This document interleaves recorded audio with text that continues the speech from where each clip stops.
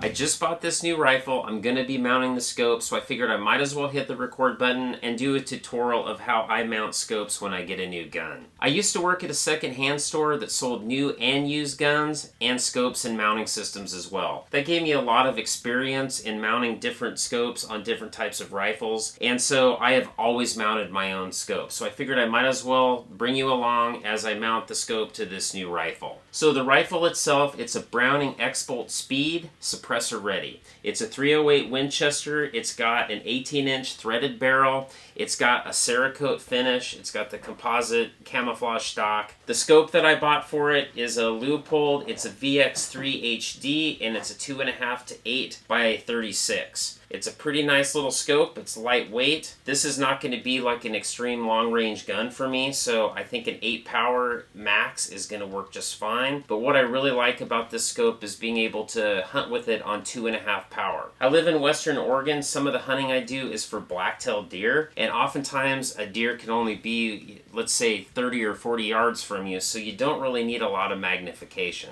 I'm not one of those hunters that goes and glasses clear cuts. I generally am hunting in the brush, and so I just don't need a lot of power. So this scope's going to work out really nice. So the mounting system I decided to go with, these are Talley, these are the Ultralight mounting systems. What's great about the Talley mounts is that the base is built into the ring. So you don't have to put a base on your rifle and then add a ring to it. The bottom portion of the ring is also the base, and I'll kind of go over that as we go. I have several tools here that I'm going to be using. I've got one of the Wheeler fat wrenches.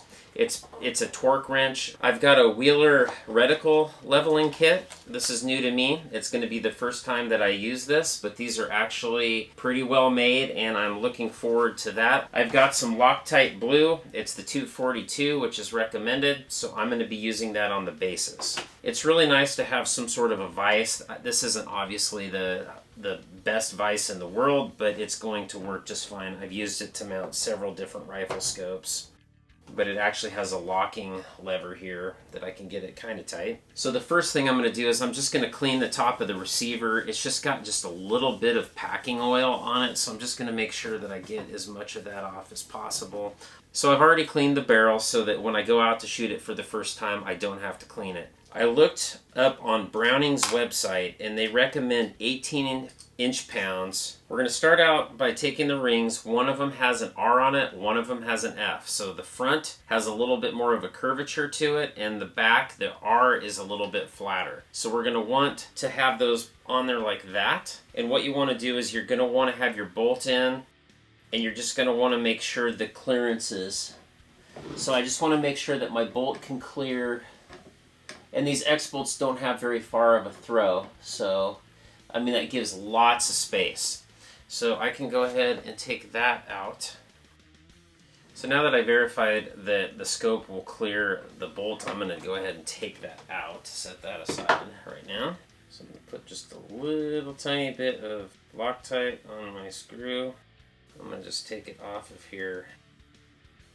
And I'm not going to snug these up too much. I'm just going to get them started. Make sure that you're not putting your ring screws in these holes because they're a lot longer. I'm just going to try to verify that there's no Loctite that's come through. It doesn't look like it. The Talley rings come with this little torque wrench, and so I'm just going to use that to kind of get things started. I'm going to be using an actual screwdriver in a minute here. Okay, I'm going to clean up the Loctite. That is just an absolute disaster right now. Get the lid on that little devil. So I'm going to take my little fat wrench. So there's a line as you pull this down and spin it. So I'm going to want this between about 15 and 20. So just shy of 20. So probably about right there. So let me find the correct torque head. So the Talleys come with torque heads. So I'm going to go ahead and I'm going to start tightening these down. I'm going to do just a little bit at a time on each one. So the problem that I've run into, the holes that hold the screws on the ring side of the base, like these ones obviously are exposed so I can get the torque wrench to them. But the way the taper is on the torque wrench, it will not go down and connect with the ones in here. So I'm just going to have to hand tighten those to where I think that they're going to be tight enough. So you'll notice that when you get to the torque that you're supposed to be at, it'll start clicking. You can see that. Now is the fun part. This is where we get to level the reticle and get the eye relief set on the scope. Now one thing right off the bat I can tell you is this doesn't slide in here very easily. So one remedy for that, it's just not, you can see how it's sticking in there. So I'm gonna have to loosen those scope rings, unfortunately. Because what it's telling me is that they're not perfectly aligned, and that could damage your scope. Basically one of these is just slightly cocked, and that's what's causing the problem. Here's what I'll do. I'm going to hold this in here and I'm going to tighten this back one, since I can kind of access those screws that are easily accessible. Then I'll slide this. I'm just kind of figuring this out as I go. If you haven't figured it out yet, I'm kind of a perfectionist when it comes to scope mounting. Okay, now it's rolling just perfectly. I'm just going to kind of hold that down in there and just lightly tighten these. Okay, that's not bad.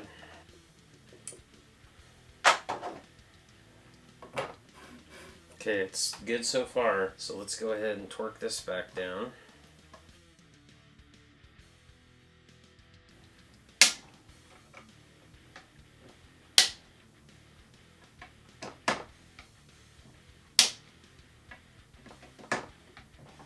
Okay, let's see how this feels. Perfect, okay. So now I gotta tighten the screws down inside here. Yep, tight enough. Let's get this in here. Okay, perfect.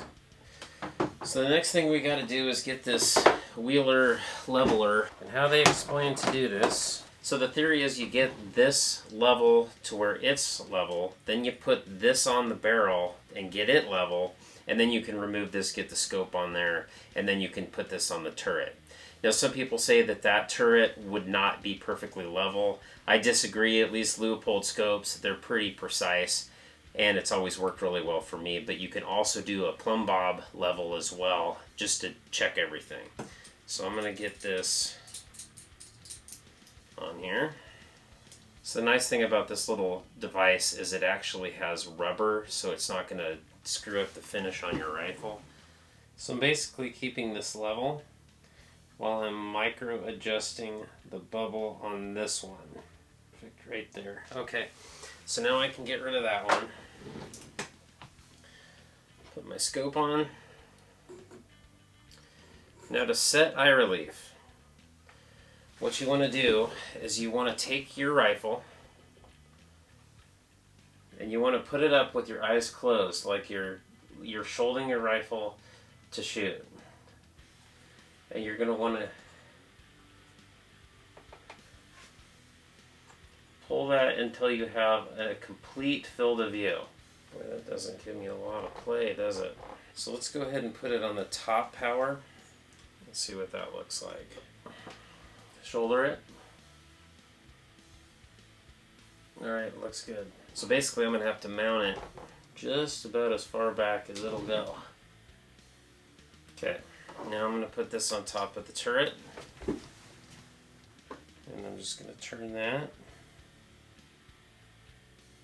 Okay, about right there. Okay. So we'll go ahead and put the top ring on. I'm not going to put Loctite on these ring screws. What do they recommend for torque? It says 17 to 20 pounds, so I'm probably going to do 18 pounds on them as well. Just keep everything consistent. I'm just going to start getting these screwed in a little bit. You want to make sure the gaps in the scope rings are all consistent. You're never going to get it exactly perfect, but you want to try to get as close as you can. You don't want to tighten them at all, though, I should just mention. You want to get them to where they're just starting to get down to the ring. Because what happens is if you start tightening one side it's going to start pulling the scope in that direction. So this is actually probably one of the more difficult parts of mounting a scope, is putting the rings on, just because it starts pulling and then trying to get the gaps right. So far the gaps look fairly, oh, those gaps look bigger on that side. Okay, okay, now starts the work. So I'm going to get that. So that has already turned. Just putting that little bit of pressure on these screws has turned the scope. Just trying to get the gaps correct. So I'm going to undo those a little bit. So I'm just turning these screws just little bits at a time, kind of crisscrossing back and forth. Get the same up front. Make sure that my gaps are all correct. So far everything's looking really good. The gaps look good. My levels haven't pulled anything off. So I'm going to switch to this one. Go crisscross again. Everything's still level. God, everything's just perfect so far. Okay, I'm starting to get to my torque.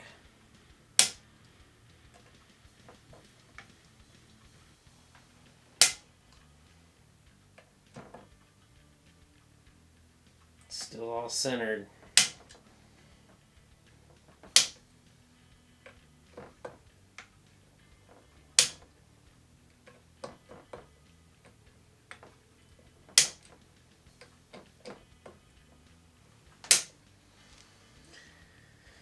Okay, I'm going to take a picture or run some video with my cell phone here, just so you guys can see kind of what's going on this end.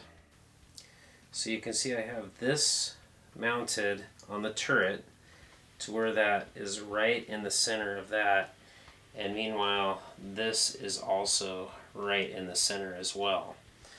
So that's how that works, and I'm going to double verify that it's vertical to like a level surface as well.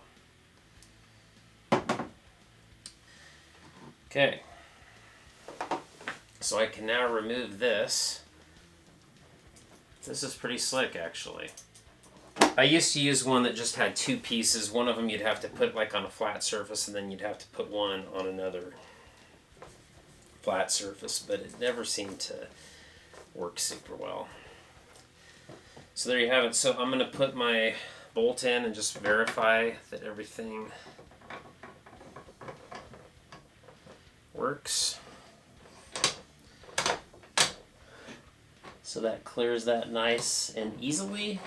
In fact, I can, now that I got that on there, I can even put my Butler Creeks on there and it'll still clear. So perfect. I'll do that later though. So that's it. So now it's just a matter of taking it to the range and getting it sighted in. Now, I'm not a bore sighter. Back when we used to run bore sighters, I just never thought that they did that great of a job. So what I always do is I start off shooting one round at 25 yards, and then I just kind of get it as close as I can to center at 25 yards. Then I move down to 100 yards to complete my zero. Because this is a CDS system, I'm going to zero it at 100 yards for a bullseye. And again, it's not going to be a long-range gun for me, so I'm just going to zero it for the 100 yards. And what's nice about the CDS system is you can actually get a custom dial. That's what it stands for, custom dial system.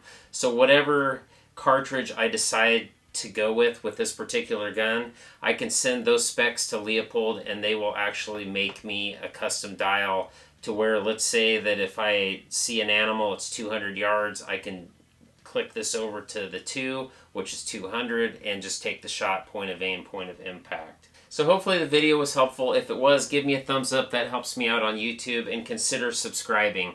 Thanks for watching, and I'll see you on the next one.